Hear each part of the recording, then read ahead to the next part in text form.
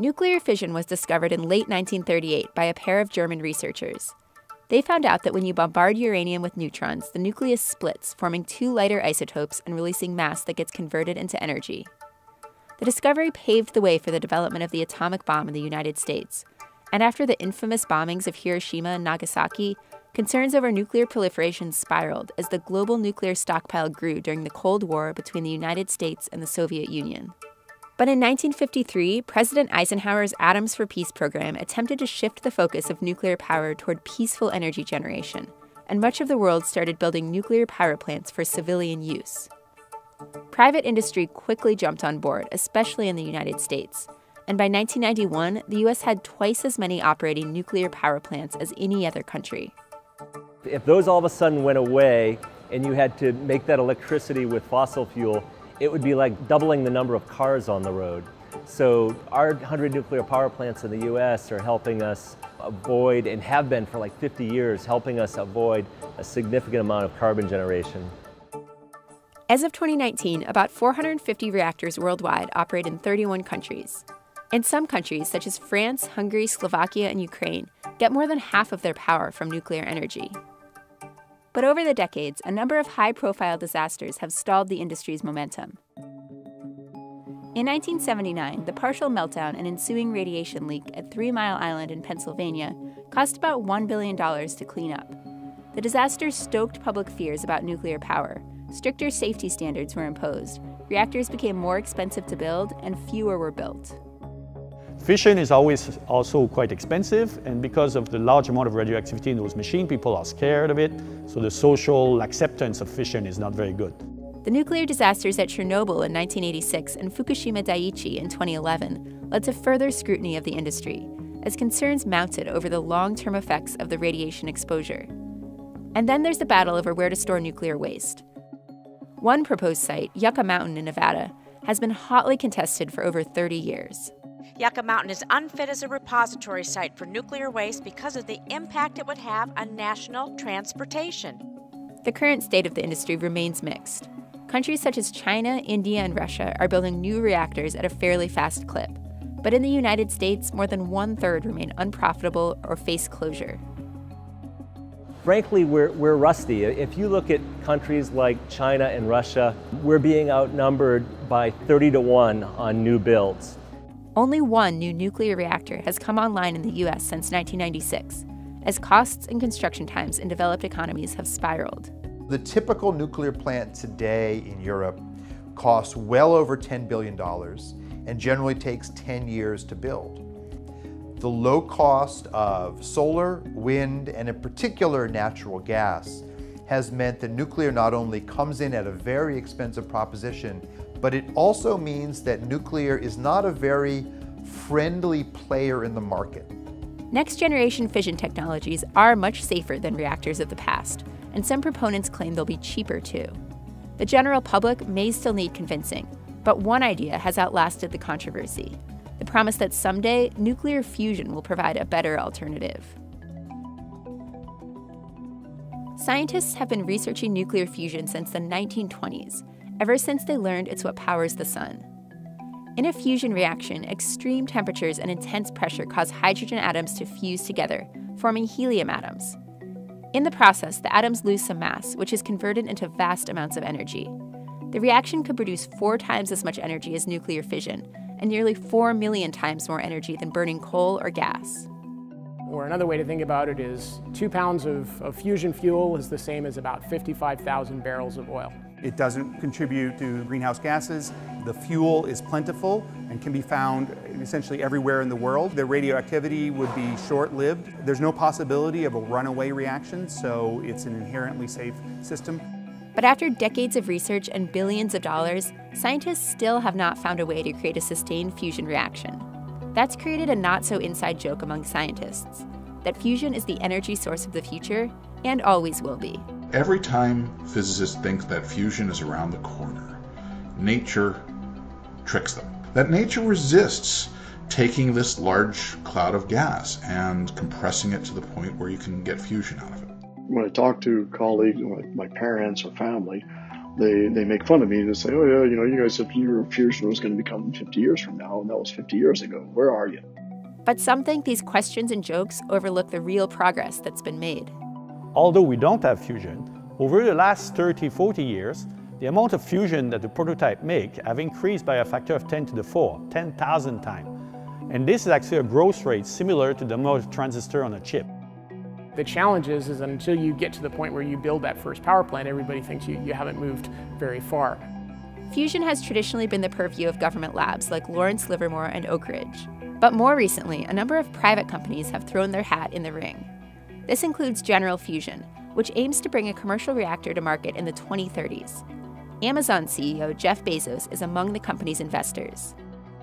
And then there's the large multinational effort that's underway in the south of France. Called the International Thermonuclear Experimental Reactor, or ITER, the project aims to create the world's largest and most powerful fusion reactor. While all of these players are competing for resources and funding, that could actually be a good thing for the nuclear power industry overall. The success of one company or one group or one organization actually grows the pie. It convinces more people out in business and in the economy to look at fusion as a viable alternative, and that attracts more investment for everybody. General Fusion, founded in 2002, operates out of a nondescript office park about 20 minutes outside of Vancouver. Unlike most government labs or academic institutions, General Fusion is focused on implementation over research. The company's goal is to build an electricity-generating fusion reactor in the next decade or two. Jeff Bezos was an early investor, and the company has now raised over $120 million, with about $90 million coming from private investment and $30 million from the Canadian government.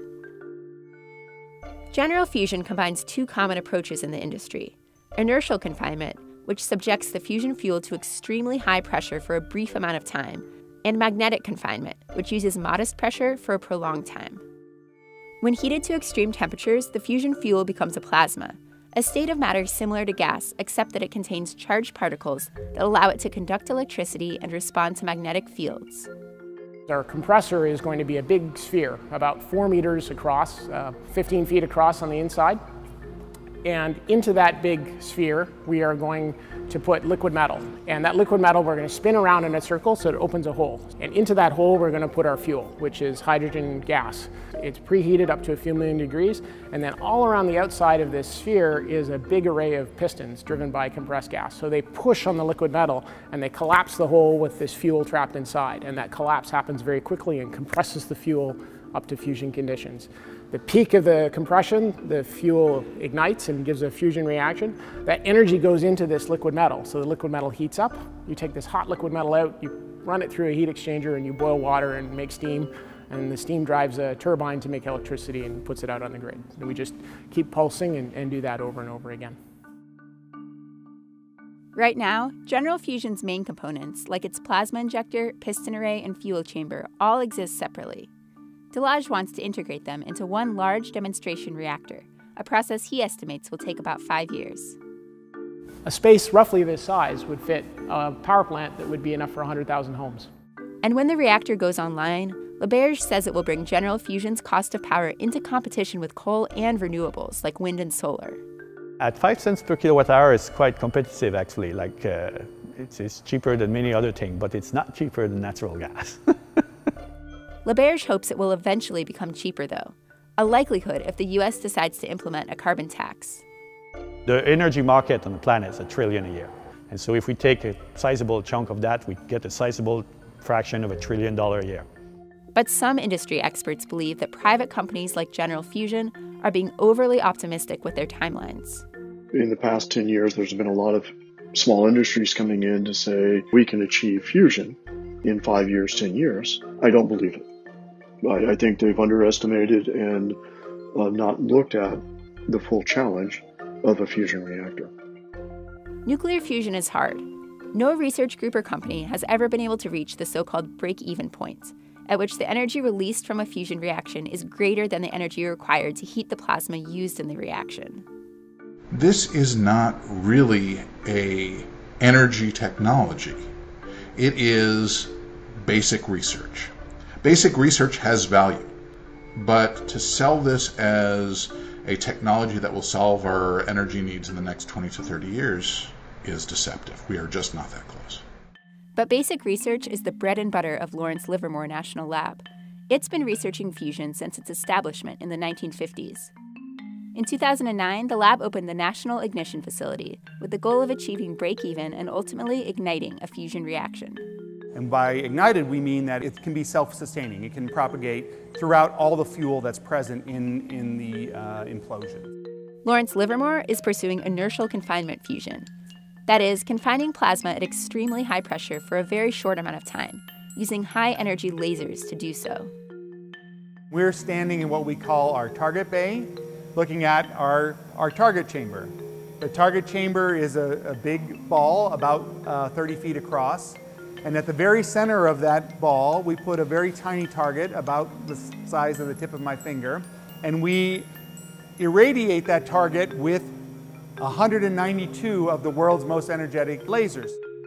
Researchers at the National Ignition Facility and other national labs have access to enormous computing power, allowing them to run complex simulations that help them understand the exact conditions necessary to reach ignition.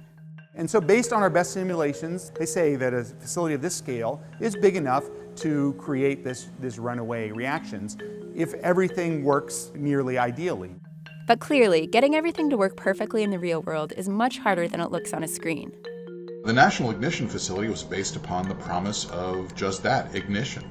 After 10 years of trying, they haven't gotten anywhere close. And when they fail, they say, all we need is a little bit more money and time. And the critics are saying, no, there's some fundamental problems here.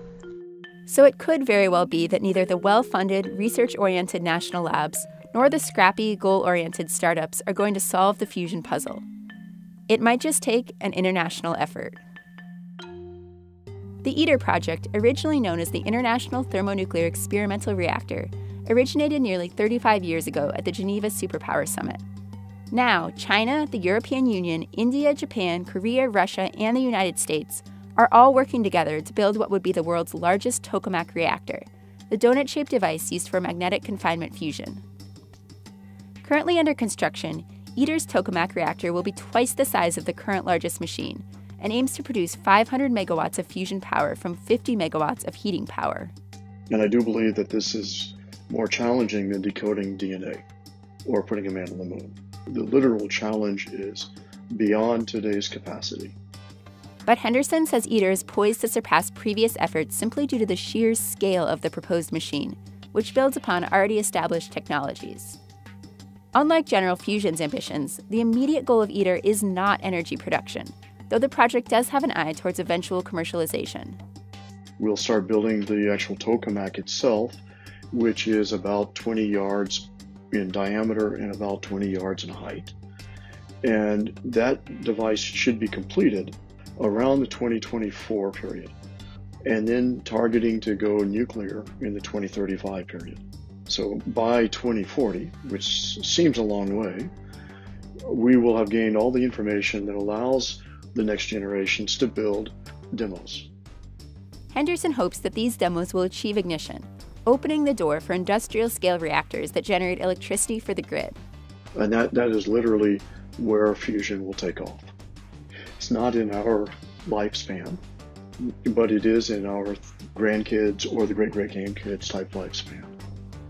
It's a grand vision, but even if ITER hits all its targets, how to translate that into a commercially viable reactor remains somewhat unclear.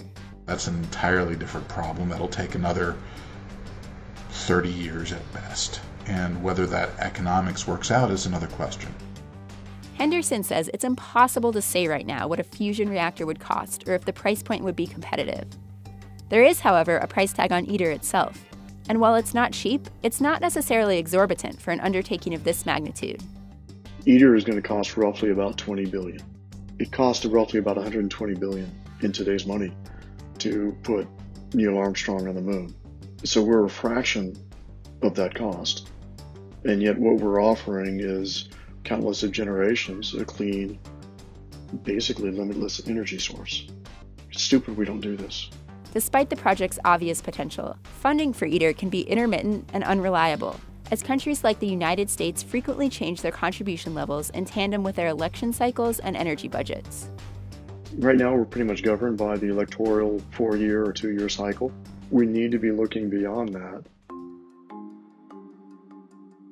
Not everyone thinks fusion is so integral to our survival.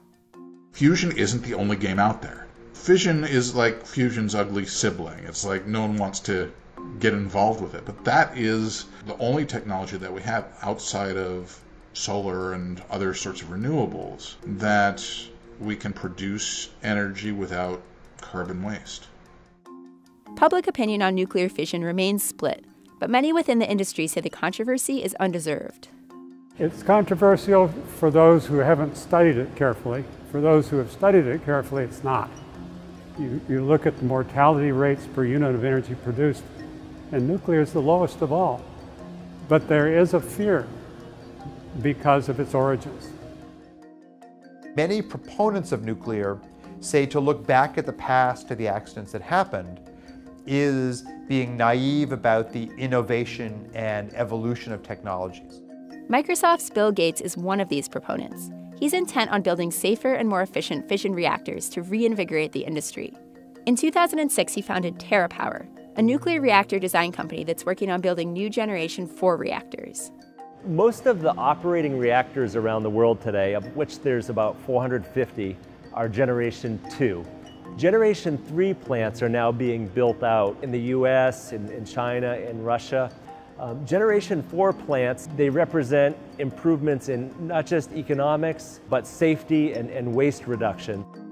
So the reactors that we're working on, they operate not just at lower pressures, which should be less expensive than today's reactors, but they operate at higher temperatures.